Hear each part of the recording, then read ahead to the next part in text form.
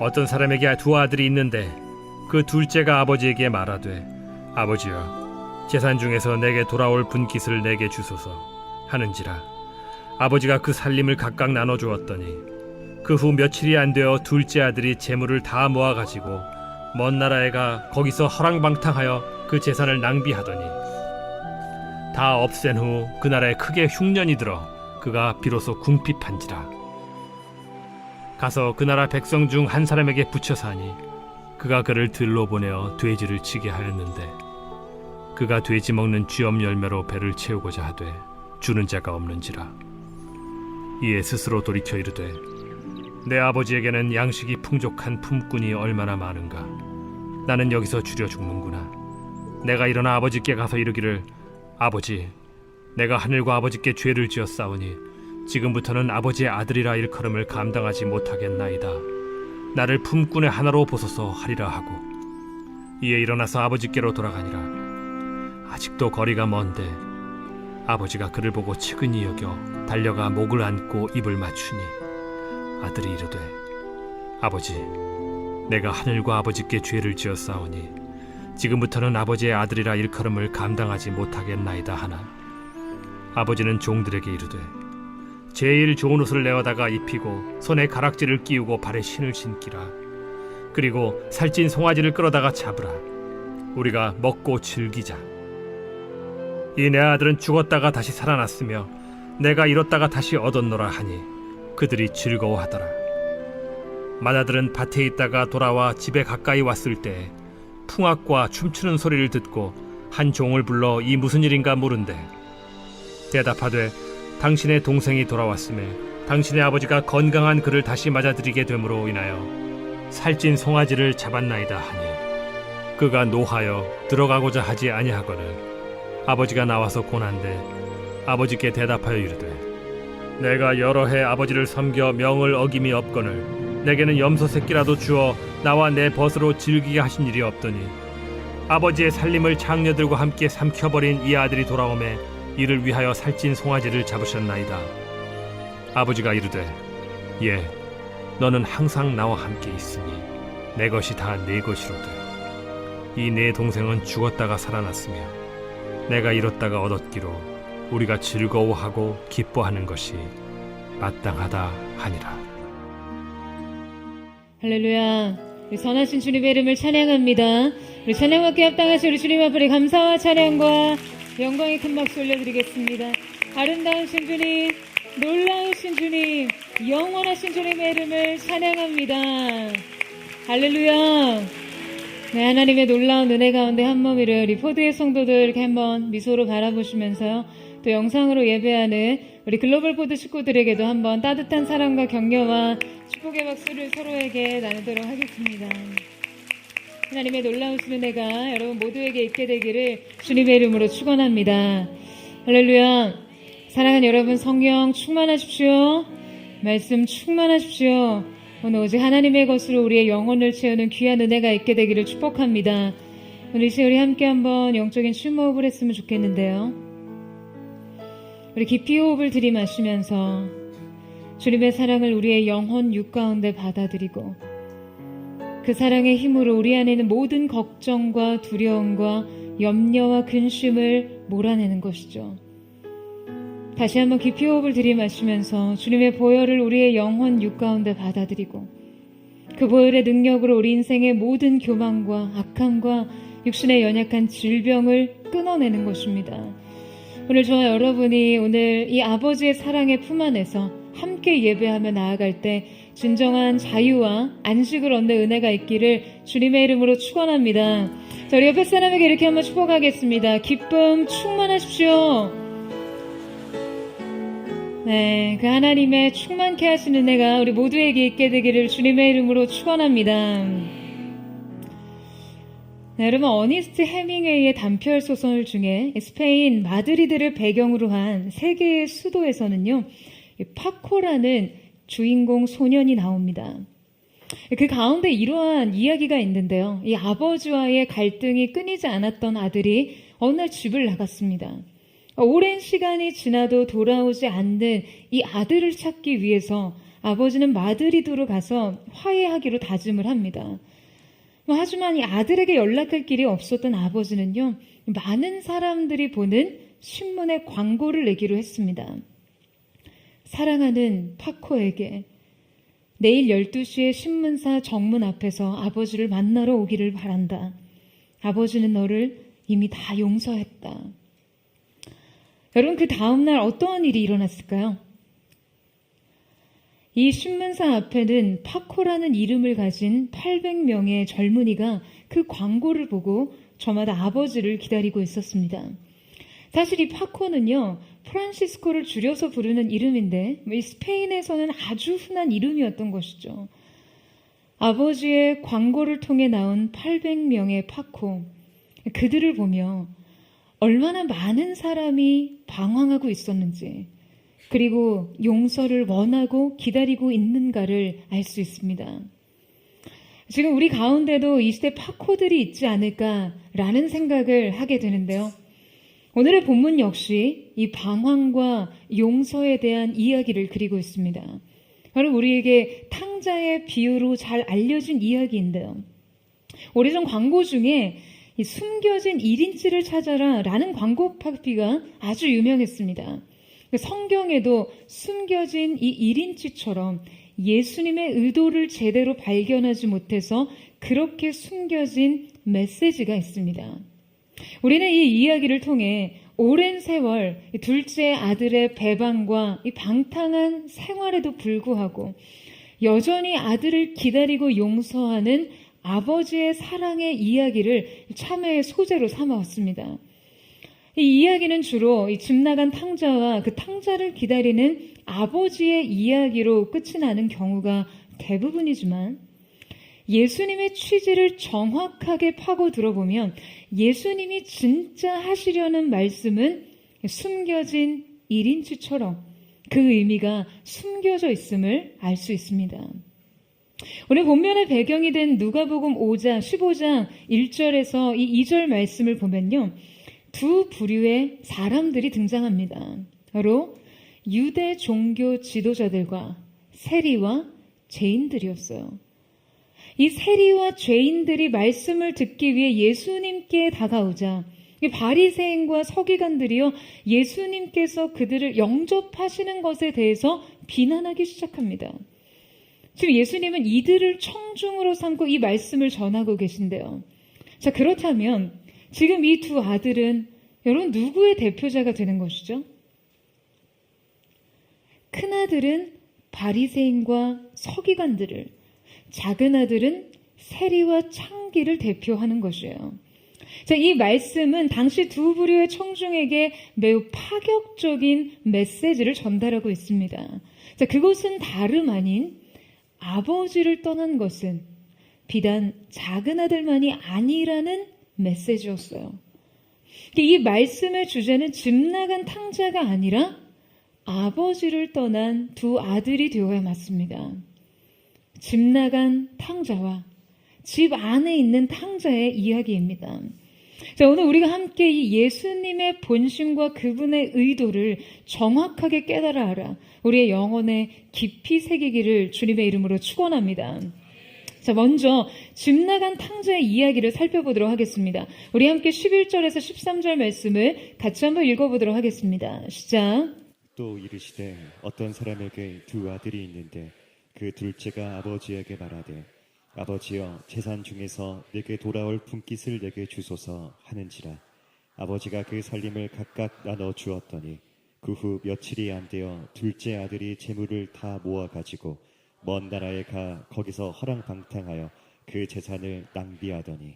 자, 이 이야기는 둘째 아들의 매우 충격적인 제안으로 시작됩니다.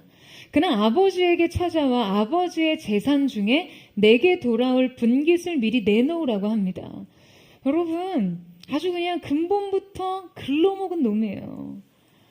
여러분, 유산의 분배는요, 부모의 사후에만 이루어지는 것이죠. 게다가 이 당시 고대 근동의 사회 문화에서는 더더욱 그랬어요. 있을 수 없는 일이었습니다. 지금 부모 생전에 유산을 구하는 일은요, 아버지의 죽음을 전제로 하는 것이기에 그냥 단도직입적으로 지금 그냥 아버지의 죽음을 바라는 일과 같습니다. 그의 이 파륜적인 욕망에서 그가 아버지를 대하던 관계성을 짐작해 볼 수가 있어요. 바로 아버지의 재산의 가치, 유산을 물려받을 수단 외에는 아무런 의미를 두지 않았다는 거예요. 그에게 아버지는 필요 없었습니다. 아버지의 재산만 있으면 됐어요. 자신이 원하는 것만 아버지로부터 얻을 수 있다면 그는 당장이라도 아버지를 벗어나고 싶었어요. 그런데 바로 이 아들의 파렴치한 요구를 아버지는 아무 말 없이 수용합니다. 성경은 아버지가 그 살림을 각각 나누어 주었더니라고 기록하고 있어요. 그러니까 아버지가 지금 자신의 재산을 죽기도 전에 두 아들에게 각각의 분깃대로 나누어 줬다는 거예요. 그러자 둘째 아들은 가차없이 아버지의 곁을 떠납니다. 여러분 13절에서 둘째 아들이 재물을 다 모아가지고 라고 표현된 이 다라는 단어는요, 단지 재산만을 의미하지 않습니다. 이 표현은 지금 재산뿐 아니라 아버지의 미련과 애정까지도 모두 포함하는 말이었어요. 그러니까 말하자면 그는 아버지에 관한 모든 것을 다 정리해버립니다. 모아가지고라는 건 이 현금으로 모두 바꿔버렸다는 거예요. 그는 지금 아버지에 속한 모든 것, 자신과 아버지 사이의 모든 것, 자신에게 아버지의 모든 흔적들을 다 환원해버립니다. 그러니까 이 재산 가치 외에는 그 어떤 의미도 없었기 때문에 그냥 아버지의 존재는 그렇게 환원될 수 있던 것이죠. 여러분, 그리고는 그가 어떻게 했다고 기록합니까? 먼 나라에 가서 허랑방탕하게 허비합니다. 어거스틴은 여기서 이 먼 나라를 하나님에 대한 망각의 세계다라고 말했어요. 그러니까 이것은 어떤 물리적인 공간으로 멀리 떨어져 있는 것을 의미하기보다는 영적인 분리와 이탈을 의미하는 것이죠. 여러분, 우리가 지금 이 공간을 빠져나가 세상을 향할 때 이것이 아버지로부터의 영적인 분리와 은혜에 대한 망각으로 이어진다면 여러분, 이 역시 우리에겐 먼 나라입니다. 안타깝게도요, 우리의 삶의 현장 그냥 먼 나라가 되는 것이죠. 사랑하는 여러분, 여러분의 삶이 이 먼 나라가 되지 않도록 주의하세요. 여러분, 아멘이세요? 하나님을 잊은 채로 그냥 신앙의 망각에 빠져 살다가요, 그냥 은혜를 잊고 살다가 주일 예배 현장에 잠깐 와서 잠시 접속되는 그러한 삶에 머물지 마세요. 여러분, 이 먼 나라에서 둘째 아들은 어떤 상태에 빠집니까? 그는 허랑방탕에 빠졌습니다. 그는 아버지의 재산을 모두 허비합니다. 아주 그 부푼 꿈을 안고 간 먼 나라에서 그가 얻은 것은 상실감뿐이었어요. 그가 추구했던 자유는, 그가 동경했던 이 먼 나라에는 없었습니다. 여러분, 예수님께서 당시 이 비유를 말씀하실 때 12절에 사용된 아버지가 나눠준 살림이라는 이 단어는요, 사실은 이 구체적인 실물이나 재정 가치로서의 환산된 그 재정 가치로서의 재산을 말하는 게 아니라 생명을 의미하는 비온이라는 단어를 사용하셨습니다. 그러니까 아마 예수님께서 다른 재정 용어를 사용하지 않으신 어떤 분명한 이유가 있겠죠. 바로 아버지가 둘째 아들에게 준 것이 이 생명에 해당하는 것이고, 둘째 아들이 그 가치를 허랑방탕하게 허비한 것도 결국 이 생명이라는 거예요. 여러분, 우리가 하나님을 떠나 하나님을 잊고 하나님과 분리된 채로 살아가면요, 우리의 상태는 반드시 이 생명의 상실과 탕진으로 이어집니다. 그냥 무언가, 그냥 절대적인 가치들을 쓸데없이 소모하면서 결국에는 완전한 생명의 파산 상태에 이르게 되는 것. 그것이 바로 이 먼 나라의 삶인 것이죠. 여러분, 성경에서는 무일푼 거지가 된 그를요, 사람들은 급기야 들러본에 돼지를 치게 했다고 하는데요. 당시 유대 사회에서 돼지는 매우 부정한 짐승이었어요. 그래서 하나님께 드리는 제물로 쓰이지 못했습니다. 지금까지 유대인들은 돼지고기를 먹지 않아요. 그러니까 그가 돼지를 쳤다는 것은 이 부정한 짐승을 관리하는 자로서 그냥 유대인들로서는 가장 치욕적인 일로 자신의 목숨을 연명했다는 거거든요. 자, 여러분, 게다가 무엇을 먹고 살았습니까? 뭘 먹고 살았어요? 돼지들이 먹는 쥐엄나무 열매를 먹고 살았어요. 그냥 최악의 짐승인 돼지처럼 살았다는 거예요. 아니, 엄연히 돼지가 먹는 것에 빌부터 돼지의 양식을 뺏어 먹어야 했을 테니까 돼지 이하의 삶이었겠죠. 너무 돼지 대시해서. 자, 여러분, 여기에서 성경은 지금 하나님과 분리된 인간의 상태가 얼마나 비참한 것인지 그것을 너무나 상징적으로 보여주고 있어요. 가장 부정하고 멸시받던 존재를 돌보면서 그들이 먹는 음식으로 목숨을 연명하는 상태 말이죠. 그것은 그냥 영적 생명을 상실한 인간의 삶은 단적으로 보여주는 것입니다. 제가 전에 리더로 섬기던 이제 찬양팀 팀원들과 함께 한강 고수부지에 나가서 시간을 보낸 적이 있었어요. 고수부지에 나갔는데 그때 고수부지에 정말 많은 사람들이 이렇게 하늘에 연을 날리고 있더라고요. 그래서 저도 이제 가오리 연을 하나 사서 날려봤어요. 여러분, 연 날리기 해보셨죠?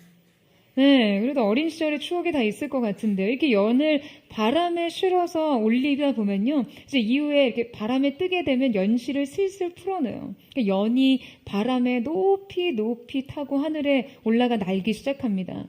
그럼 이제 그때 얼레를 조절하면서 이 연의 움직임과 높이, 방향 등을 컨트롤하잖아요. 그런데 제가 문득 그 연을 날리면서 그런 생각이 드는 거예요. 이 연의 입장에서는 뭐 연줄만 없으면 얼마나 자유롭게 원하는 대로 날아갈 수 있다고 생각할까? 여러분, 뭐 그런 생각 들지 않겠어요? 너무 공감력이 풍부한가요? 아니, 자신을 구속하고 제한하는 연줄만 없으면 그냥 자유자재로 높은 창공을 어디든 날아갈 수 있다라고 생각하겠죠.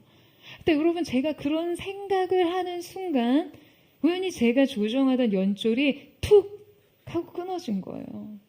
그러자 연이 한때 바람을 타고 높이 비상하는 듯 하다가 어느 순간 강바닥으로 곤두박질 쳤어요.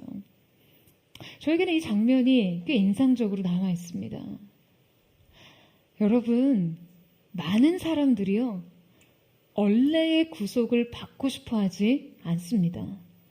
그냥 아무것도 구속받지 않고 자신의 자유를 마음껏 펼칠 수 있다면 자신이 훨씬 더 높이 날 수 있을 거라고 생각해요. 그 준비된 창공 위를요. 물론 연줄이 없는 연은요, 얼마간은 그렇게 비상합니다.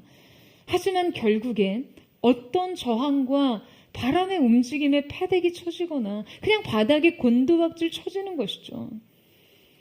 자신을 구속하던 그 연줄이 사실은 연의 생명줄이었어요. 여러분, 우리는 아버지를 떠나서는 안 되는 존재입니다. 여러분, 이 사실을 믿으세요? 본래 아버지의 곁에 삶은 권세 있는 상속자의 삶이었어요. 하지만 그가 자초한 자유의 삶, 자기 주도의 삶, 이탈과 해방이 있는 삶은 궁극에 이르러 이렇게 된다는 것이죠. 그는 굶주렸고 결국 파산합니다. 여러분, 이것이 바로 하나님을 떠난 자유와 해방의 결론이에요. 여러분, 우리는요, 이 필연을 결코 간과해서는 안 됩니다. 여러분 믿으세요? 여러분의 인생을 구속하는 듯 보이는 그 하나님의 인도하심과 주님의 말씀이 여러분의 인생의 생명줄임을 기억하시기를 축복합니다. 근데 많은 사람들이 자유를 희망하면서 여러분 누구도 이 비참한 결론을 예상하지 않아요. 하나님을 떠난 인간의 자유는 그냥 언제나 막연한 희망과 낭만의 포장지에 쌓여 있거든요. 여기엔 또 자신에 대한 믿음과 확신이 들어차 있습니다. 여러분 이 길은요 처음에는 꽃길 같아요. 박수와 환호가 있습니다. 그러나 여러분 믿음의 대상이 자신에게 머물러 있고 그 목적과 방향이 단지 자유로운 비상에 그치는 것이라면요. 이 떠남의 종국은 둘째 아들의 삶과 다를 바 없습니다. 돼지감 없는 주업 열매를 먹는 삶은 그 아버지의 집을 떠나 자유와 해방을 선택한 방황의 종말이었어요. 그런데 결국 이 비참한 상태에 빠지자 여러분 그는 그때부터 생각하게 됩니다. 내 아버지의 집엔 양식이 풍족한 품꾼이 많은데 여기서 이 품꾼이란 종들보다도 못한 일용직에 해당하는 자들이거든요. 그런데 내 아버지의 집에는 지금 이들에게조차 양식이 풍족하다는 거죠. 하지만 정작 자신은 그 아버지의 아들이었음에도 지금 돼지의 양식조차 충분히 얻지 못한 채 굶주림을 느끼고 있다는 거예요. 여러분, 그는 이제 자기 본래의 위치와 현재의 처지를 인식하기 시작합니다. 이 생각을 여러분 바로 어디서 합니까? 여러분 어디서 하나요? 돼지우리 속에서 합니다. 여러분 정말이지 이것이 인간의 한계일까요? 그 상속자의 권세와 특권을 자기 스스로 이탁해 그냥 그 밑바닥 삶으로 전락해서 그 바닥에서 부정한 짐승이 먹는 열매를 주워 먹고 살아봐야 깨달아지는 자기 존재의 성찰 말이에요. 여러분 우리는요. 우리가 어떠한 존재인지 우리에게 허락된 은혜가 어떠한 가치인지 이 영적 인지를 절대 돼지우리 속에서 하지 말아야 합니다. 여러분 아멘이세요? 여러분 우리는요 아버지 곁에서 해야 해요. 아버지의 품에서 해야 합니다. 아버지와 함께 그분의 집에 거하면서 매일 그 자녀의 특권과 권세를 누리며 감사와 기쁨을 누리며 해야 하는 것이에요. 하지만 오늘 본문 속 둘째 아들은 자신에게 속하던 마땅한 권리를 그냥 모두 잃어버린 후에 비로소 그 아버지에게 속한 것들을 떠올리기 시작합니다. 그리고 돌이키는 것이죠. 아버지에게로, 아버지의 집으로. 놀랍게도 몇 년의 세월이 흘렀는지 그 시간의 공백을 성경이 설명하고 있지는 않지만 우리는 다음에서 놀라운 장면을 목격하게 됩니다. 우리 함께 20절 말씀을 함께 읽어보도록 하겠습니다. 시작. 이에 일어나서 아버지께로 돌아가니라. 아직도 거리가 먼데 아버지가 그를 보고 측은히 여겨 달려가 목을 안고 입을 맞추니. 여러분 우리는 이 본문을요 지금 다시 읽고 또다시 읽어야 합니다. 여러분 둘째 아들이 일어나 아버지께로 돌아갔다라고 했어요. 그런데 성경은 이때 거리가 아직도 먼데 아버지가 그를 보고 달려왔다고 말합니다. 그러니까 아버지는요 지금 탕자가 아직 저 멀리서 걸어오고 있을 때 그를 발견합니다. 여러분 이 시선과 발견에서 무엇을 알 수 있나요? 바로 아버지가 이미 저 멀리 시선을 두고 있었다는 거예요. 아버지는 기다림 속에 이미 먼 곳을 주시하고 있었어요. 여러분 그렇지 않았다면 결코 먼 곳에 있는 아들을요 알아보고 발견하지 못했을 거예요. 지금 아들이 아버지에게 자기 귀향에 대해서 내가 아버지의 집으로 돌아가겠습니다. 이미 통보한 상태가 아니었잖아요. 그렇다면 지금 이 상황은 어떠한 의미죠? 아버지는 아들이 떠난 이후에 줄곧 아들을 기다렸다는 것이에요. 여러분, 우리는 이 자신의 사랑이 거부당할 때 흔히 이 배반을 견디기 힘들어서 이 남겨진 고통과 거절감을 다른 감정으로 바꾸고자 합니다. 그러니까 자신을 거부한 사람에게서 사랑을 거두면서요, 그렇게 자신을 지키려고 한다는 거예요. 그리워한다는 것과 기다린다는 것은 여러분 아직 사랑한다는 거잖아요. 이 사랑은요, 용기가 필요합니다. 아버지는 그리움을 택했어요. 기다림을 택했습니다. 바로 이것이 아버지의 아픔까지도 감수하는 사랑이었습니다. 여러분, 본문에서 측은히 여겨라고 표현된 이 단어는요, 특이하게도 이 단어의 뿌리가 창자와 관련이 있습니다. 고대인들은 인간의 가장 깊은 마음이 이 창자에 머문다고 생각했거든요. 그래서 성경에서도 내 배에서 생수의 강이 흐를 것이다 라고 말씀하신 것이 영혼의 가장 깊은 내부로부터 생수의 강이 터져 흐른다라는 것을 의미하는 거예요. 그러니까 지금 아버지가 그를 보고 측은히 여기다 라는 이 표현에는요, 이 창자가 끊어질 듯한 고통을 빗대어 표현하고 있는 것입니다. 그 아들에 대한 긍휼이 아버지의 마음의 가장 깊은 곳을 자극하고 있는 것이죠. 여러분, 이 깊은 아픔은 아버지의 사랑을 너무나 잘 대변하고 있습니다. 아들을 그토록 오랫동안 그리워하고 기다린 이상 아버지는 돌아온 아들에게 대면할 이유가 없었죠. 아버지는 즉시로 잔치를 베풉니다.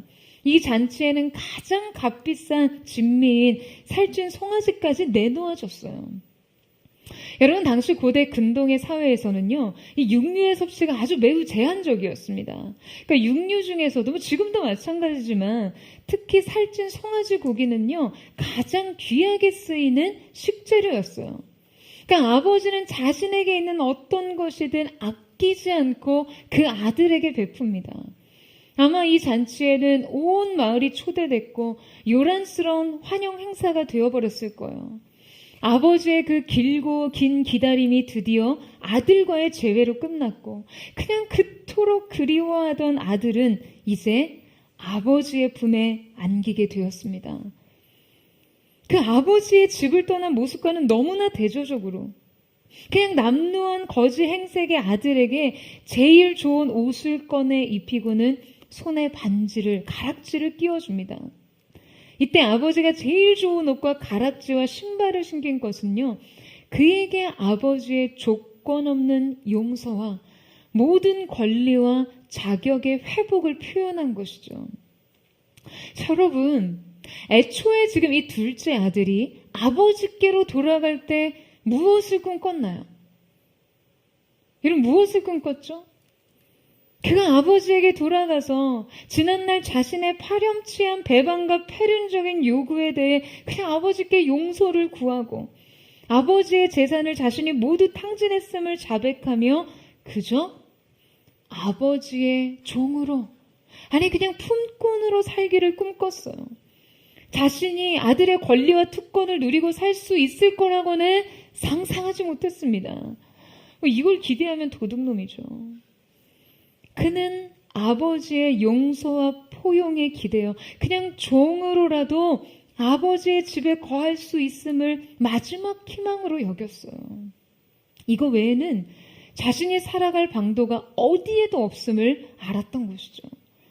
그런데 여러분, 정작 아버지 편의 선택은 무엇이었습니까?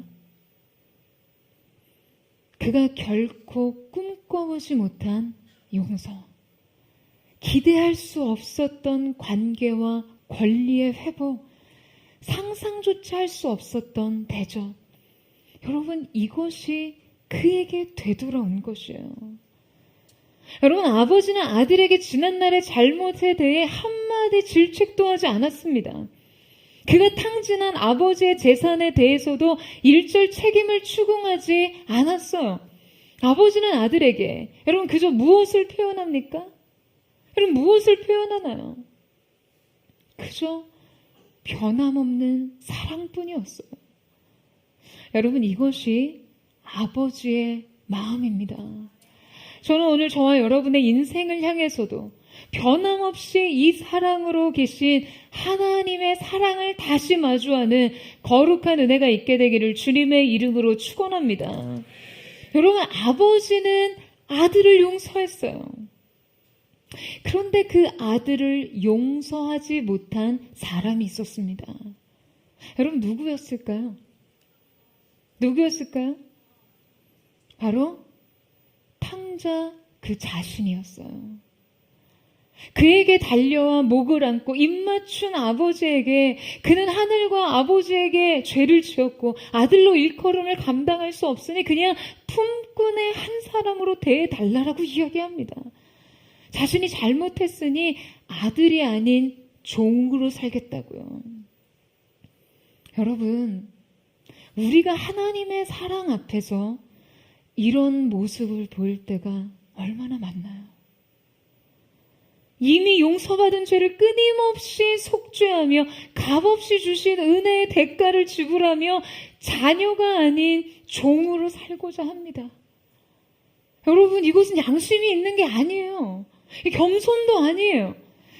양심과 겸손을 가장한 위선이죠.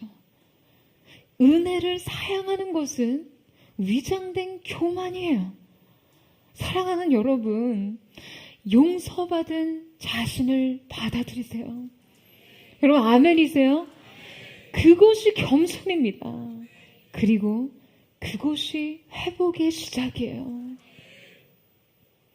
바로크 미술의 거장 렘블란트의 작품 중에 그가 죽기 2년 전에 그린 돌아온 탕자라는 그림이 있습니다. 많은 평론가들이 이 작품을 두고요, 어떤 그림도 도달할 수 없는 절정에 서 있는 작품이란 평가를 하는데요. 이 렘블란트는 수많은 거장 중에서도 유일무이할 정도로 정서적 통찰과 관점에서 작품을 그려온 화가라는 평가를 받는 사람이죠.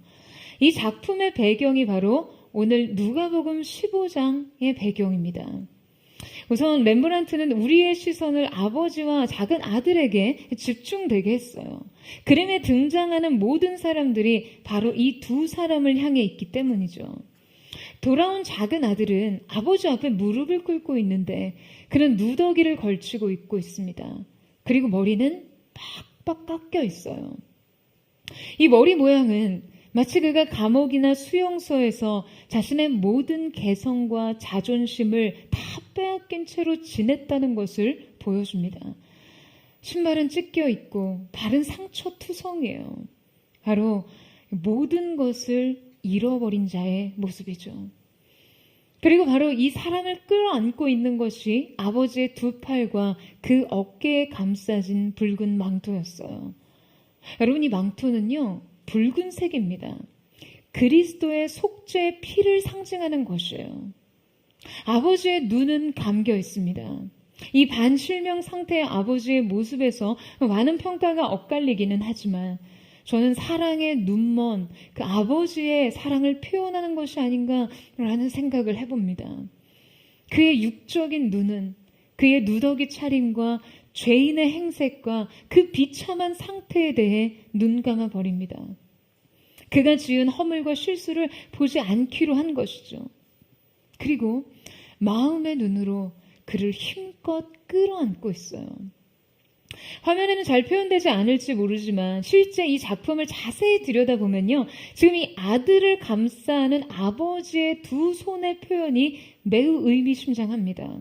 아버지의 두 손이 서로 전혀 다르게 표현되어 있어요. 이 두 손은 서로 다른 인성을 표현하고 있다라고 평가합니다. 한 손은 그 누르는 힘과 근력이 느껴지도록 강인한 근육질의 남성의 손으로 묘사되어 있습니다. 이 손은 아들을 강하게 붙잡고 있어요. 그런데 상대적으로 다른 한 손은 매우 부드럽고 섬세하게 아들의 등 위에 얹혀져 있어요. 이 손은 가늘고 매끄럽습니다. 이 렘브란트는 아버지가 아들을 끌어안은 이 사랑에 죄사함의 권위와 용서, 그리고 치유와 위로, 이 두 가지 모두가 포함되어 있다라고 표현한 것이죠. 여러분, 바로 이것이 죄에 빠져 비참한 상태가 된 아들을 끌어안은 아버지의 완전한 사랑이에요. 여러분, 저는 오늘 우리도 이 품 안에 안기기를 사모합니다. 이 완전한 용서와 치유 안에서 여러분이 새로운 자녀의 자리를 찾기를 주님의 이름으로 축원합니다. 그 손의 강한, 그 손이 여러분의 인생을 붙들고 있음을, 그 손이 여러분의 인생의 모든 상처와 좌절을 어루만지고 계심을 경험하는 은혜, 그 위로와 사랑이 오늘 이 자리 가운데 있음을 믿습니다. 여러분, 그런데 함께 본 이 렘브란트의 그림에도요, 아주 묘한 긴장관계의 한 사람이 등장합니다. 바로 아버지와 매우 닮은 외형의 한 사람이 지금 서서 이 두 사람을 거리를 두고 바라보고 있어요. 그는 공간적으로 분명한 경계와 명확한 명암의 차이로 구분지어진 위치에서 이 둘의 목격자로 서 있습니다. 그러니까 이 둘 사이에 벌어지는 일에 대해서 다가오려 하지 않아요. 바로 오늘 이야기의 새로운 주인공인 마다들입니다. 오늘 본문에서 그는 마을 어귀에 멀리서부터 들려오는 풍악과 춤추는 소리에 그냥 잔뜩 심기가 불편해졌어요. 그냥 하루 종일 밭에 있다가 돌아오는 길인데 집에서 난데없이 잔치가 벌어졌어요. 불길한 예감은 틀린 적이 없습니다. 바로 동생이 돌아온 것이죠. 여러분, 만약 예수님이 돌아온 탕자에 대한 하나님의 기다림과 용서에 대해서 가르치고 싶으셨다면요, 아마 오늘의 본문의 이야기는요, 이 형의 등장 전에 끝났을 거예요. 하지만 이 메시지의 마침은 이게 아니었어요. 우리는 이제 새롭게 펼쳐지는 큰아들의 이야기를 꺼내볼까 합니다. 아버지의 두 번째 잃어버린 아들 말이에요. 어쩌면 더 지독하고 돌이키기 힘든 방식으로 아버지를 떠난 아들 말이죠. 그런데 아마 이렇게 말하면 많은 분들은 뭐 그런 반문을 할 거예요. 아니, 그가 아버지를 떠나 있다고 하기에 그에게는 너무나 억울한 판단과 잣대를 들이대는 것 아닙니까? 아니, 그는 아버지의 집에 늘 머물렀고 아버지의 일에 언제나 참여했고 아버지의 일을 늘 책임감 있게 돌아왔잖아요. 뭐 이렇게 말씀하고 싶은 분 계실까요? 없으신가요? 그냥 늘 철저한 통제와 책임의식으로 늘 그 자리를 지켜왔다고요. 아니, 근데 어떻게 그런 그와 아버지에게 일찍이 재산을 분배받아서 그냥 허랑방탕하게 살다 돼지 우리 속에 거주하던 그 동생의 처지와 행동을 지금 같은 상상에서 해석할 수 있냐라는 거예요. 해도 너무한 적용 아닙니까? 여러분, 하지만 정확하게 예수님은 이 판단을 이 아들에게 적용하고 계세요. 한 명은 무책임했고 한 명은 책임을 다했지만 아버지와 멀어져 있기는 둘 다 같습니다. 형의 마음도 동일하게 아버지의 마음과는 멀었어요. 다만 해야 할 일을 했을 뿐이죠.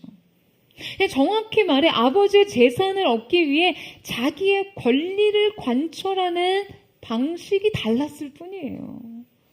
놀라운 것은 아버지와 동생 사이를 갈라놓았던 죄와 달리 아버지와 형을 갈라놓았던 것은 죄가 아니라 의였습니다. 의가 악이 됐어요. 그는 아버지를 물리적으로 떠나 있거나 행위적으로 거역하지 않았을 뿐 아버지의 마음과 아버지의 뜻에 연합하는 것과는 전혀 다른 삶을 살았습니다. 그는 그저 아버지의 곁에서 자기 이력과 공적을 그냥 열심히 쌓고 있었을 뿐이에요. 그런 그가 자기 삶에 책임을 다할수록, 성실을 다할수록 그에겐 교만만 쌓였습니다. 여러분, 대부분의 사람들이 생각하는 죄는요, 바로 동생의 죄입니다. 대체로 행위의 규범을 따르지 않거나 그냥 보란 듯이 이탈하는 것을 의미하죠. 아버지를 떠나고 방탕한 삶을 선택하고 패역한 행동을 하는 것이요. 결국에 그러한 삶에는 방황과 손실과 파산이 결론입니다. 그래서 때로 참회와 돌이킴의 기회를 얻게 되기도 하죠. 하지만 중요한 것은 예수님이 정의하시고 있는 죄가 바로 이 율법적이고 규범적이고 행위적인 수위의 죄에만 머무는 것이 아니라는 점이에요. 예수님께서는 오늘 말씀을 통해 보다 우리 안에 뿌리 깊은 죄의 파부를 건들고 계십니다. 그것은 바로 모든 것을 행하면서도 아버지께 연합하지 않는 죄 말이에요. 아버지의 명령에 관한 한 모든 것을 행함으로 자신은 마땅히 자신에게만 그냥 자기의 뜻대로 해도 된다라는 생각, 그 생각하는 죄요. 형은 자신이 모든 도리를 이행했다는 이유만으로 아버지가 그의 사랑의 자유를 행사하는데 자신의 영향력이 존재해야 되며 그 아버지에게 마땅히 자신에게만 복을 주셔야 하는 양심과 의무가 있는 것처럼 행동합니다. 마치 자신의 순종을 통해 아버지를 통제하려고 하는 거예요. 자신의 책임 이행을 통해 아버지에게 권한을 행사하고자 하는 것이죠. 여러분, 결국 큰아들은요, 아버지가 그분의 사랑과 용서로 동생에게 베푸는 모든 것에 대해 거칠게 항의하고 반항합니다. 여러분, 오늘 우리는 이 말씀을 통해 그 아버지에 대한 열심이 오히려 아버지를 거부하고 반항할 수 있는 탄탄한 근거와 자신감이 될 수 있었다는 거에 아주 중요한 깨달음을 얻어야 합니다. 여러분, 형의 이 문제가 어디에서 드러납니까? 28절 한번 보시겠어요? 우리 28절 말씀을 같이 한번 읽겠습니다. 시작. 그가 노하여 들어가고자 하지 아니하거늘 아버지가 나와서 권한대. 자, 형은 아버지가 베푼 잔치에 참여하지 않으므로 지금 공개적으로 이 아버지의 행동에 대해서 강한 거부감과 그 불편함을 표현하고 있어요. 여러분, 그가 아버지를 떠나 있었고 마음으로는 둘째 아들에 못지않게 아버지와 분리되어 있다는 것이 어디에서 표현되어 있죠? 바로 그가 아버지의 잔치에 참여하지 않는 강한 거부 행사에서 표현됩니다. 여러분, 그는요, 잔치에 들어가지 않습니다. 이것은 그가 아버지에게 못할 짓을 하고 그 집을 나갔던 동생을 용서하는 일과는 또 다른 차원의 일이에요. 그냥 그가 만약 아버지의 오랜 기다림과 그 기다림에 지친 사랑을 조금이라도 이해하고 있었다면요, 설사 동생을 원망하고 미워할지언정 아버지의 행복과 아버지의 기쁨엔 연합할 수 있어야 합니다. 아버지는 오랫동안 사랑 때문에 아팠어요. 그런데 이 둘째 아들이 돌아옴으로 인해 아버지는 잃어버린 것들을 도로찾고 기뻐할 수 있었습니다. 하지만 지금 큰아들은 끝끝내 아버지의 행복에는 전혀 기여하고 싶어하지 않습니다. 그래서 성경은요, 그가 이 잔치에 끝내 들어가지 않았다는 것을 보여줘요. 심지어 아버지가 나와서 권했다고 기록하고 있어요. 아버지가 나와서 분노하고 있는 그 형을 타이르고자 했겠죠. 자, 그런데 바로 그때 형이 여러분 무엇라고 말하고 있습니까? 자, 우리 29절에 30절 말씀을 같이 한번 읽겠습니다. 시작. 아버지께 대답하여 이르되 내가 여러 해 아버지를 섬겨 명을 어김이 없거늘 내게는 염소 새끼라도 주어 나와 내 벗으로 즐기게 하신 일이 없더니 아버지의 살림을 창녀들과 함께 삼켜버린 이 아들이 돌아오매 이를 위하여 살찐 송아지를 잡으셨나이다. 자, 여기서 이 어김이 없다라는 표현은 우테포테라는 이제 강력한 부정 독립부사로 사용됐어요. 자, 여러분 지금 여기 이 큰아들의 주장은요, 흡사 율법에 대한 바리새인과 서기관들의 주장과 같습니다. 그는 아버지가 명한 것을 하나도 여기지 않았다는 것을 너무나 큰 자기의 의로 여겼는지, 얼마나 그 큰 의로 여겼는지 성경에 분명히 나와 있어요. 그는 자신의 의무 이행에 대한 엄청난 자만과 우월감을 느끼고 있었습니다. 게다가요, 이렇게 자신은 아버지의 율법에 대해 단 한 번도 어김이 없다는 것을 강조하면서 아버지는 자신에게 한 번도 호의를 베풀지 않았다는 데에도 동일하게 우테포테라는 이 부정 독립부사를 사용합니다. 그는 아버지의 인색함에 대해서 분노해요. 그는 마치 아버지가 자신의 순종과 노동력을 착취하거나 이용했다라고 생각하는 것 같아요. 자, 근데 여러분, 그것이 사실입니까? 지금 큰아들은 아버지가 자신을 위해 살찐 송아지를 한 마리도 잡지 않았다는 것을 분노하고 있어요. 근데 여러분, 정말 그 아버지가 큰아들에게 그렇게 인색한 사람이었나요? 여러분, 앞서 읽었던 본문 12절 말씀엔 이러한 기록이 있습니다. 그 둘째가 아버지에게 말하되 아버지여 제산 중에서 내게 돌아올 분깃을 내게 주소서 하는지라 아버지가 그 살림을 각각 나눠주더니. 여러분, 오늘 말씀에서 분명 작은 아들이 자신의 유산 상속을 요구하며 그 아버지의 재산에서 자기의 몫을 떼었을 때요, 아버지는 각각 살림을 나눴다고 기록하고 있어요. 그러니까 장자인 큰아들에게도 아버지의 몫을 주었다는 거죠. 게다가 당시 유대법에 의하면 장자는 둘째의 2배의 몫에 해당하는 재산을 상속받게 되어 있었거든요. 그러니까 지금 그가 주장한 대로 아버지가 자신의 재산을 큰아들과 나눔에 있어서 하등이 인색하거나 그의 순종에 대해 무리한 요구를 하는 사람이 아니었다는 것이죠. 하지만 큰아들의 주장은 이러합니다. 자신이 아버지께 그만큼 해드린 이상 자신에게는 더 나은 삶을 줘야 할 의무와 책임과 양심이 있다는 거예요. 아니, 이것을 지키지 않고 부도덕한 동생에게 다시 이 아들의 권리를 회복시키는 것은 매우 부당하며 비양심적이고 자신이 분노하다 할 만하다라는 것이죠. 여러분, 그의 분노는 너무나 타당했습니다.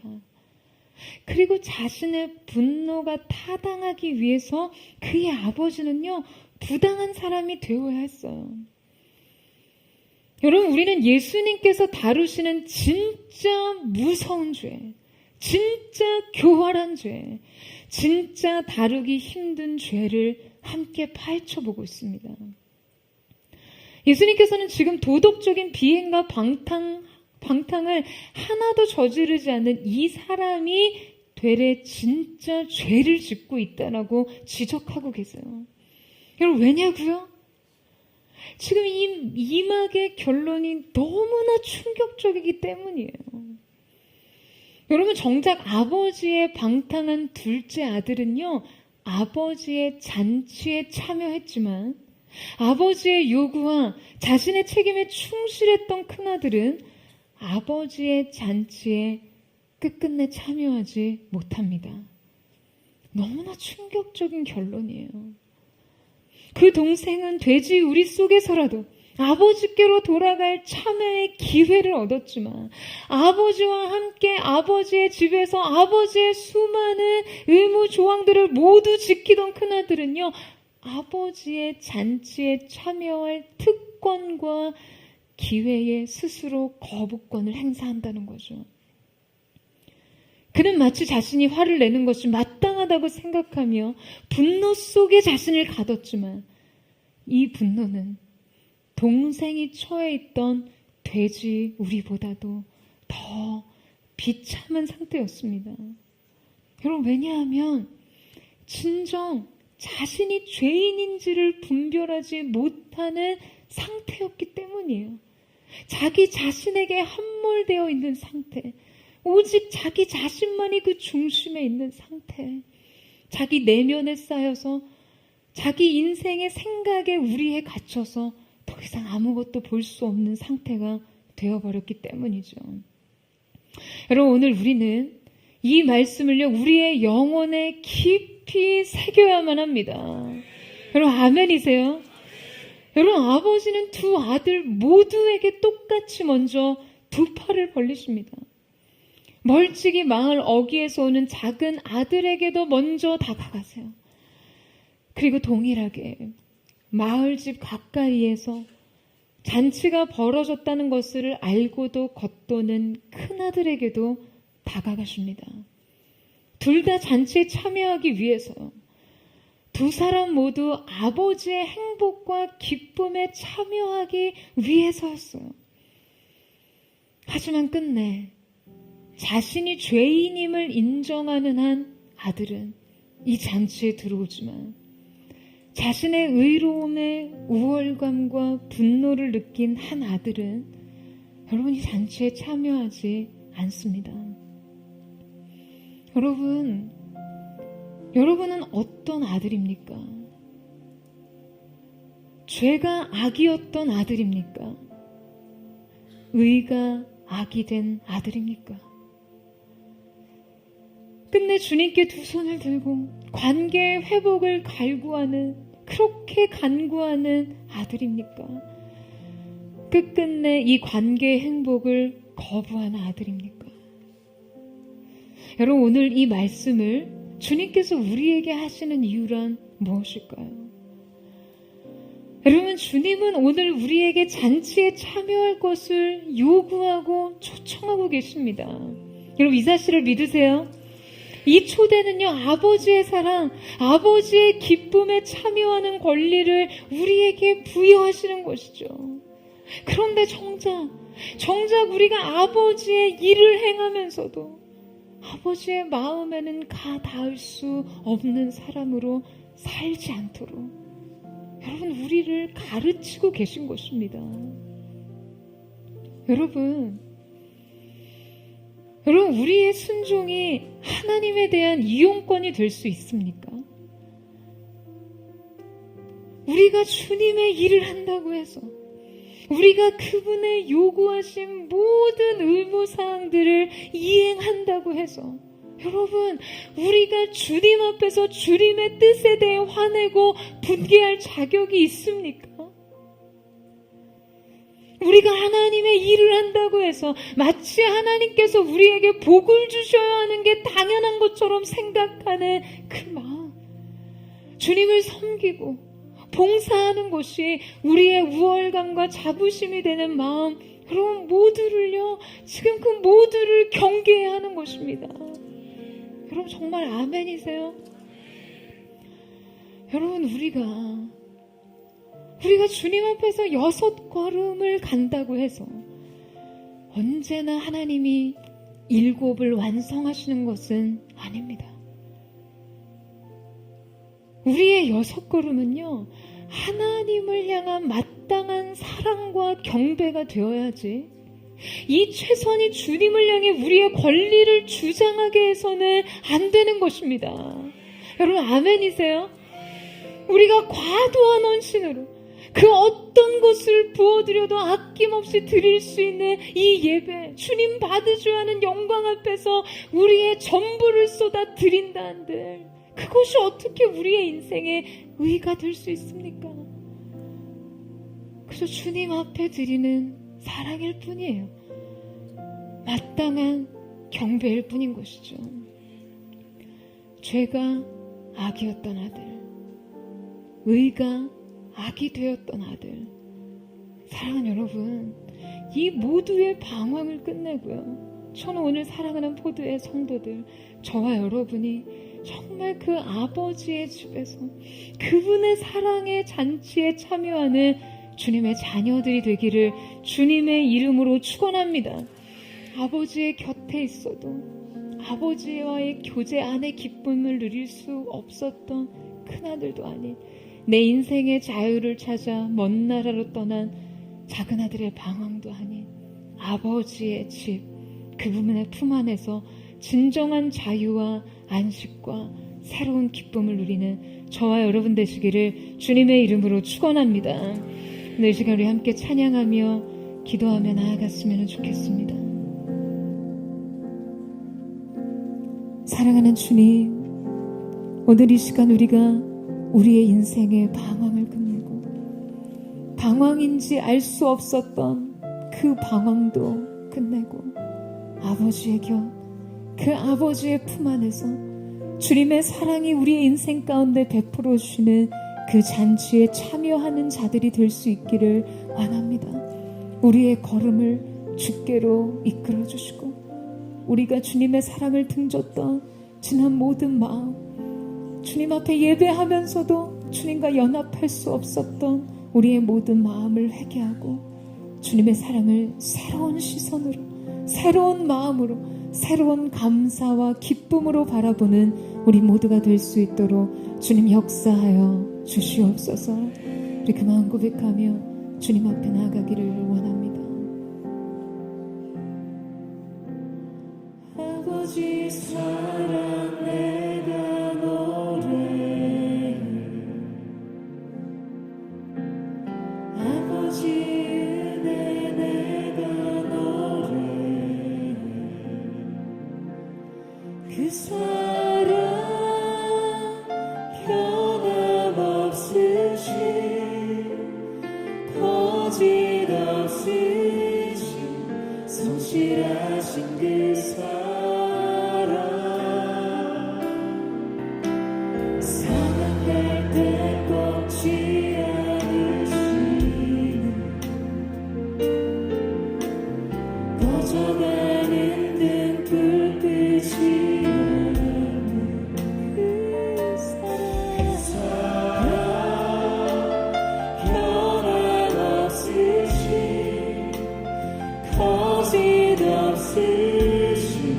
성실하신 그 사랑, 사랑, 그 사랑, 날 위해 죽으신, 날 위해 다시 사신 예수 그리스도, 다시 오실 그 사랑, 죽음도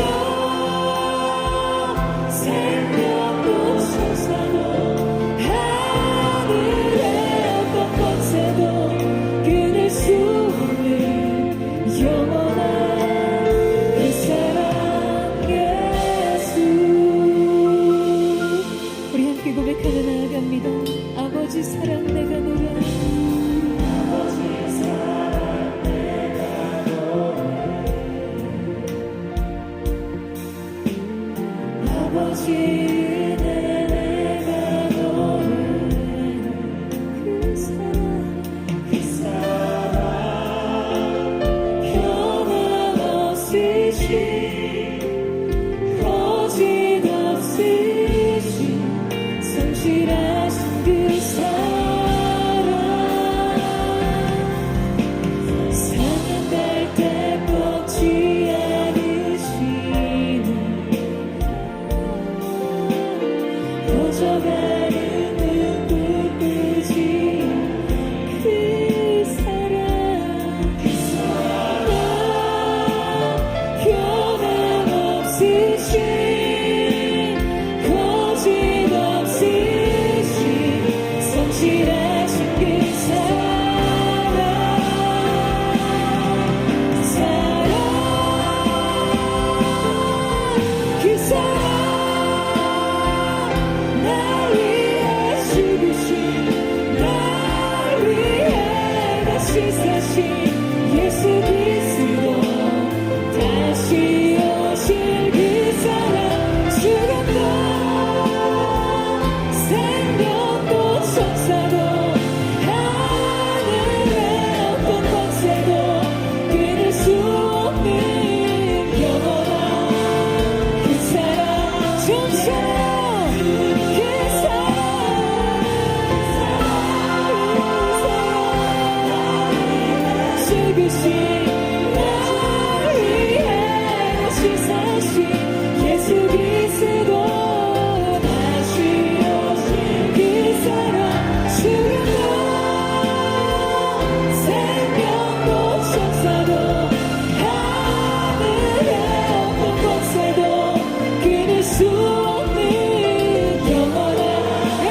전심으로 전체의 거룩한 손을 높이 내고 그 사랑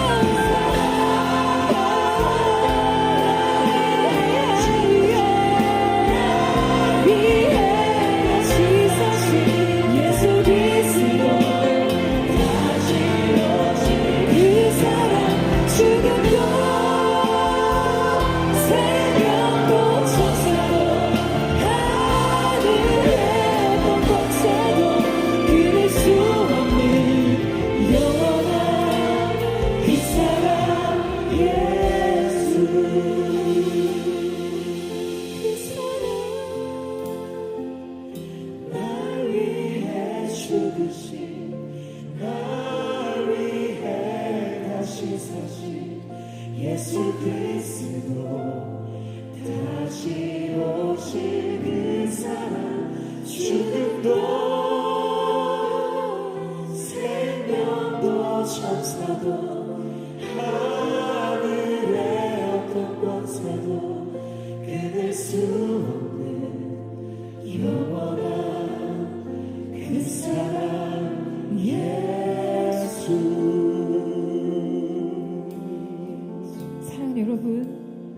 여러분의 인생을 향한 하나님의 사랑은 끊어질 수 없음을 믿으십니까? 우리의 인생이 패역한 마음으로 아버지로부터 벗어나 내 인생이 꿈꾸는 자유롭고 또 자유로워 내가 원하는 대로 살 수 있는 삶을 향해 꿈꾸며 나아가는 그때에도 변함없이 매일과 같이 여러분을 향한 기다리는 아버지의 사랑은 먼 곳을 주시하고 있었습니다. 다 헤어지고 돼지를 치는 자의 부정한 인생, 비참한 삶의 나락으로 떨어진 우리의 삶을 변함없이 기다리시며 아직도 상고가 먼데 그 아버지가 달려와 그 아들을 끌어안고 입맞추며 그 아들을 용납하신 하나님의 사랑이 오늘 여러분의 인생을 향해 열려있음을 믿으시기를 주님의 이름으로 축원합니다. 여러분, 우리의 삶이 다시 걸어갈 수 있는 힘의 동력은요, 이 사랑을 받는 것에 있어요. 때로 실패하고 절망하고 낙심하고 비참한 지경에 빠질지라도 우리의 인생을 향해 다시 그리스도 예수로 옷 입혀주시고 더럽혀진 더 이상 한 걸음도 내디딜 수 없이 상처난 우리의 발을 복음의 신으로 신겨주시고 자녀된 자의 권리를 회복시키시는 아버지의 사랑의 반지, 그분의 약속, 그분의 사랑이 우리에게 있기에 여러분, 우리는 새로운 꿈을 꿀 수 있음을 믿으시기를 주님의 이름으로 축원합니다. 오늘 여러분 인생의 방황은 무엇입니까? 여러분 인생의 먼 나라는 무엇입니까? 아버지를 떠날 수밖에 없었던 여러분의 인생의 갈망은 무엇이었습니까? 오늘 그 모든 것을 주님 앞에 내려놓고 회개하는 마음으로 아버지, 내 모든 것을 아시는 주님께로 이 시간 우리가 돌아가기를 원합니다. 주께로 돌이켜 돌아가기를 원합니다. 주님의 거룩하신 사랑으로 우리를 새롭게 하여 주시옵소서. 전심으로 주의 영광 부르짖고 우리 합심의 동성으로 기도하겠습니다.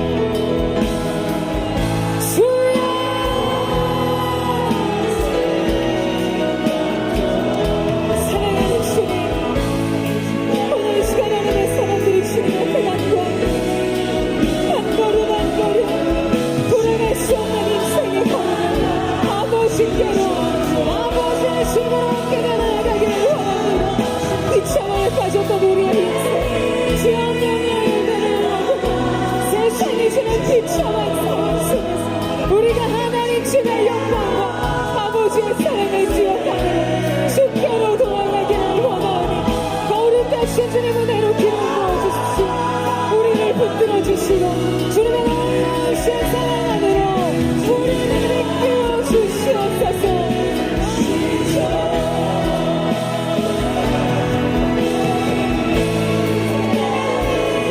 어린되신 주님 곳곳에 주님의 사랑을 만나는 새로운 은혜, 그 사랑의 무한한 크심과 가명을 자비한 주의 물결을 각 사람의 인생에 경험하게 하여 주시옵소서. 주님이 나를 부르셨음에도 내 자신 스스로 나를 용납할 수 없는 깨어진 마음, 사는 주님, 더 이상 자녀된 자가 아니라 종으로 살겠노라고 믿사오니 이 시대 당자들을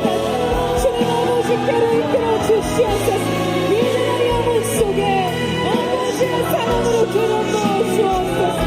이들의 삶 속에 주님의 놀라우신 역사가 나타나게 하여 주시옵소서.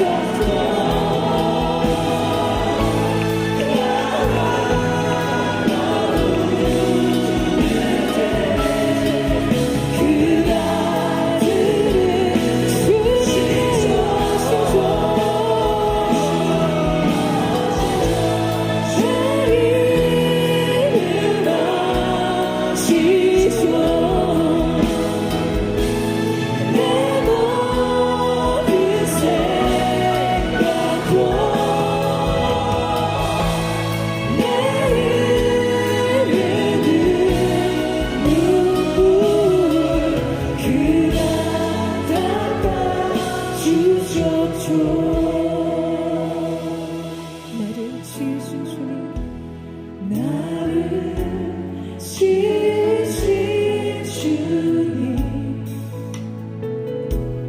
내 안에 계셔. 처음부터 내 삶을 처음부터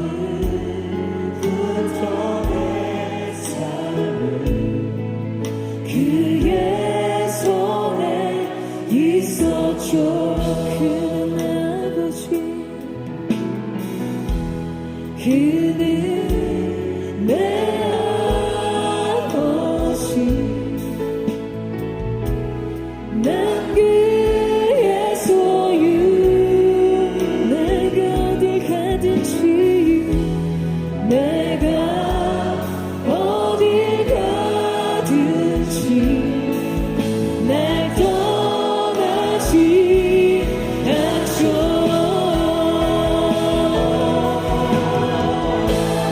내 이름 아시죠. 내 모든 생각도 내 흐르는 눈물 그가 나가 주님을 아시고 내 이름 아시죠. 내 모든 생각도 하나 부를 때 하나 부를 때 그가 정신으로 주님을 오며 주님 아시죠. 내 이름 아시죠. 주님 내 모든 생각과 내 인생의 상황과 내 인생의 행태와 내게 하신 마음을 아시는 주님 앞에 우리의 삶을 나아가기를 원합니다. 그가 닦아주셨죠.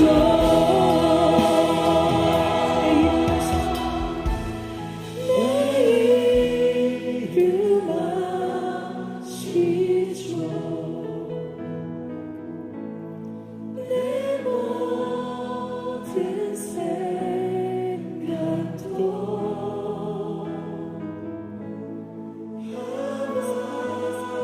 하나 부를 때 그가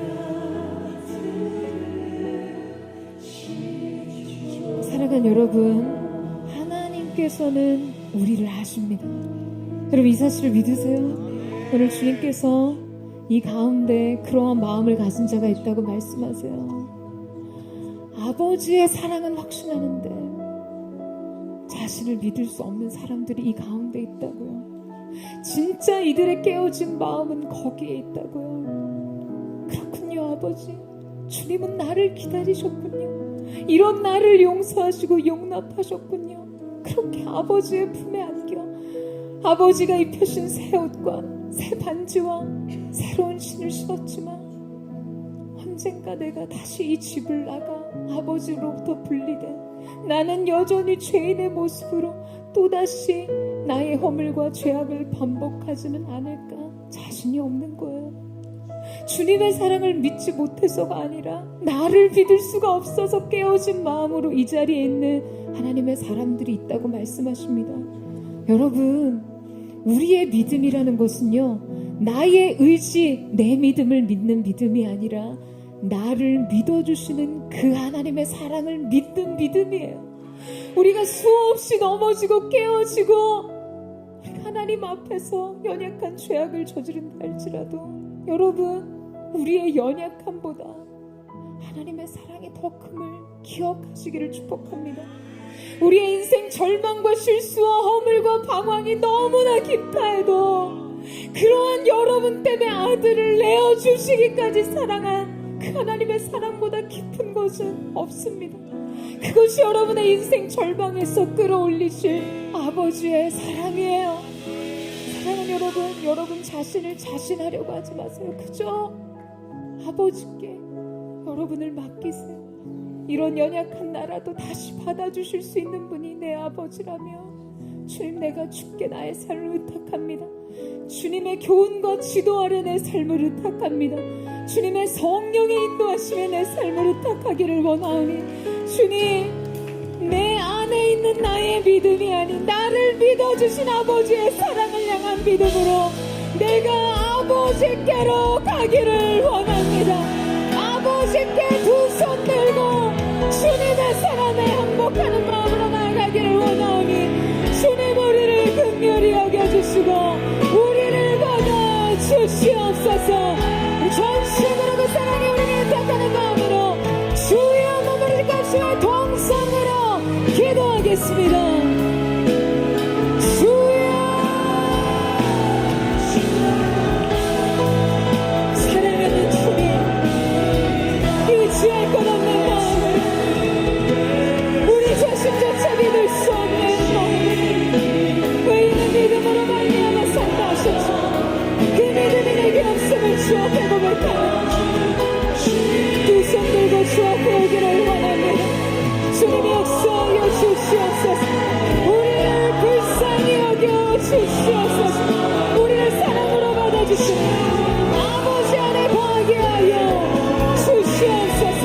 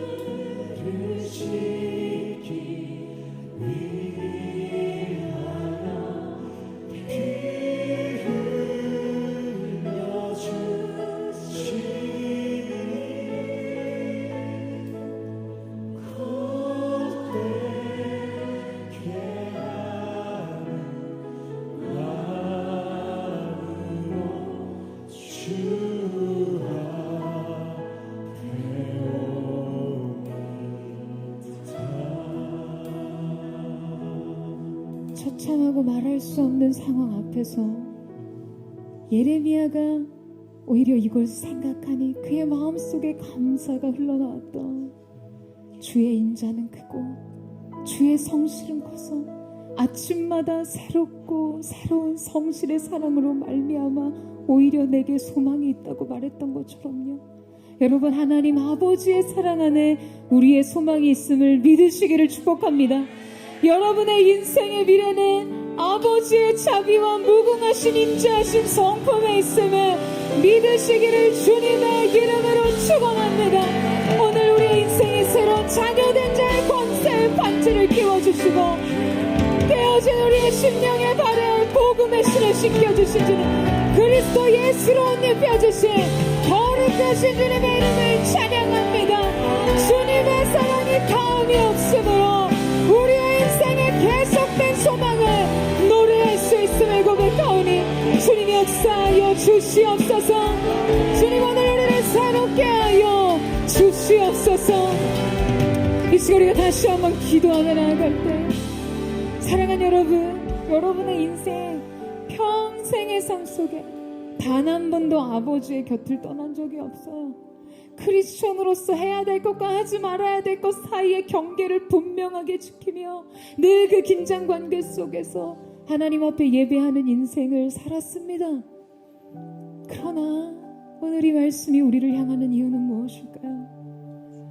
오늘 우리의 마음속에 큰아들의 마음처럼 나의 공적과 나의 의를 하나님 아버지 앞에서 차곡차곡 쌓아감으로 단지 작은 아들의 방식과는 달랐지만 내가 원했던 건 내 인생의 행복과 내 인생의 축복과 은혜였음을 반증하는 숨겨진 마음이 있지는 않으십니까? 결코 아버지의 마음에 가닿을 수 없는 아버지의 마음으로부터 분리되고 이탈된 마음이요. 주님, 내가 주님 앞에 이토록 헌신했는데요. 내가 주님 앞에 하지 않은 것이 무엇입니까? 그럼에도 불구하고 내 인생에 인색한 듯 보이는 아버지의 은혜와 축복 앞에서 깨어지고 상한 마음으로 주님의 잔치에 참여하기를 거부하는 그 교만이 여러분 우리 안에는 없습니까? 주님, 우리는 6-7 6걸음을 걷는 자들입니다. 여러분, 이 표방이 우리의 교만이 되지는 않았습니까? 사랑하는 여러분, 이 6걸음은요 그저 사랑의 고백일 뿐이에요. 주님으로부터 무엇을 얻어내기 위한 안전한 적립금이 아닙니다. 내 자신의 의를 쌓기 위한 행동 방령이 아니에요. 이것은 그저 내가 아버지를 사랑하기 때문에, 내가 사랑하는 그 아버지가 받으셔야만 하는 영광 때문에 주님 앞에 드리지 않고는 견딜 수 없는 목마름과 갈망일 뿐입니다. 저는 사랑하는 포도의 성도들 속에 여러분 인생의 저마다의 6걸음이 단지 사랑이 되기를 원합니다. 단지 경배가 되기를 원합니다. 아버지의 기쁨이 나의 기쁨이 되고 나는 그 아버지의 곁에서 주님을 사랑하는 것 외에는 바랄 것이 없네.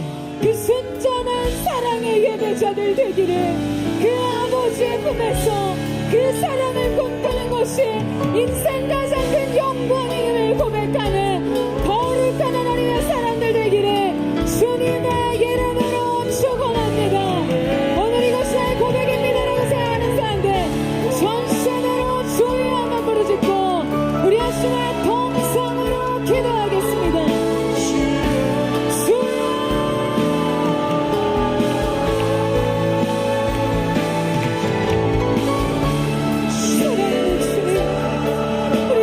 주님의 사랑에는 순전한 우리 인생의 6걸음이 주님 앞에 드려진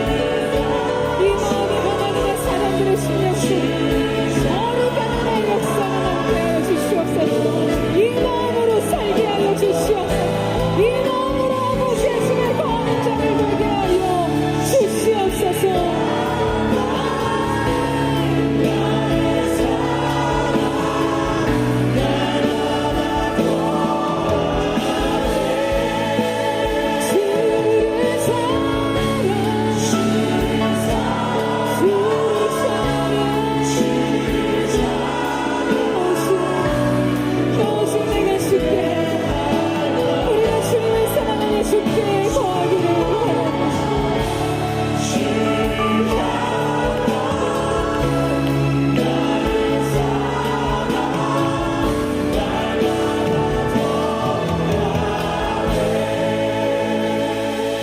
주님, 이것이 우리의 소원입니다. 주 곁에, 주 곁에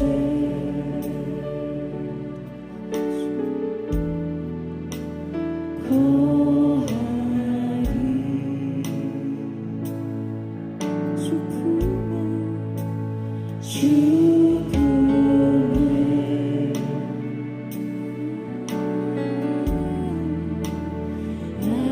안기리. 예수 나를 사랑해. 예수 나를 사랑해.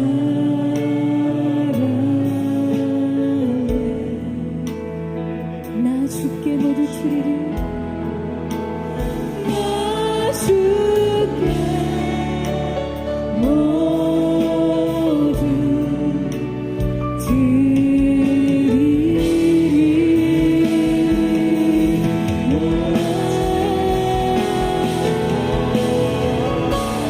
주를 사랑, 주를 사랑, 오직 내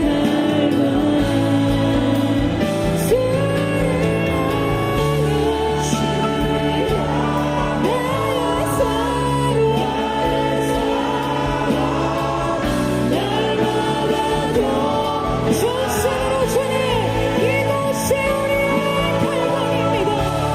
주를 사랑, 주를 찬양, 오직 내 말.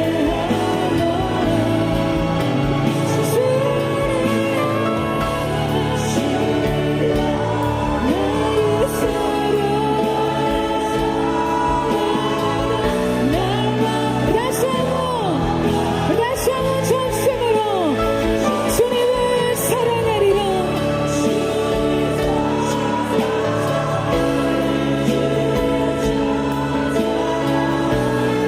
오직 내 주님, 주님을 향한 나의 사랑, 주를 향한 나의 사랑, 날마다 노래해.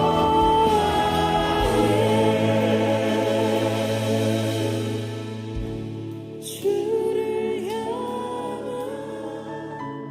나의 사랑, 날마다 통하네.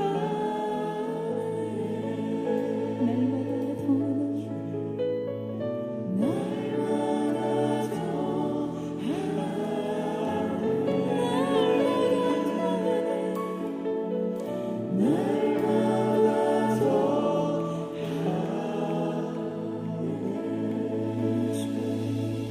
사랑하는 주님, 이곳이 주님의 자녀된 포도의 성도들의 고백입니다. 날마다 주님 곁에 거하기를 원하는 마음, 그 곁에서 주님을 더욱 사랑하기를 원하는 마음이요. 주님, 우리 인생 속에 다른 것을 구하는 마음들이 내려지게 하여 주십시오. 먼저 주님의 나라와 그 영광을 구할 때 이 모든 것을 더하시겠다고 주님 말씀하셨습니다. 우리의 시선이 그 영광과 아버지의 집에 고정되게 하여 주시고, 오늘 사랑하는 이 시대의 하나님의 자녀들이 아버지의 사랑을 받는다는 것의 특권이 무엇인지, 내 인생에 행하는 그 어떤 것과 상관없이 변함없는 사랑이 있다는 그 안정감, 그 하나님의 손에 사랑이 이들의 인생을 바치고 있음을 깨달아 알게 하여 주시옵소서. 사랑하는 주님, 상한 갈대를 꺾지 않고 꺼져가는 심지를 끄지 않으시는 그 아버지의 사랑이 오늘 이들의 심령 깊은 곳에 자리하는 거룩한 은혜의 역사가 있게 하여 주시옵소서. 아버지의 잔치에 참여하는 자들이 될지어다. 주님께서 허락하신 새 신을 신고 새 자녀된 자의 약속의 반지를 끼고 그리스도로 옷 입으며 아버지의 집에서 새로운 삶을 시작할지어다. 오늘 그렇게 우리가 새롭게 회복하신 주님을 찬양하며 감사드리며 살아계신 예수님의 이름으로 기도드립니다. 아멘. 우리 하나님 앞에 우리 감사와 찬양과 영광의 큰 박수 올려드리겠습니다. 우리를 사랑하신 주님의 사랑으로 인해 주님 앞에 감사와 찬양을 드립니다.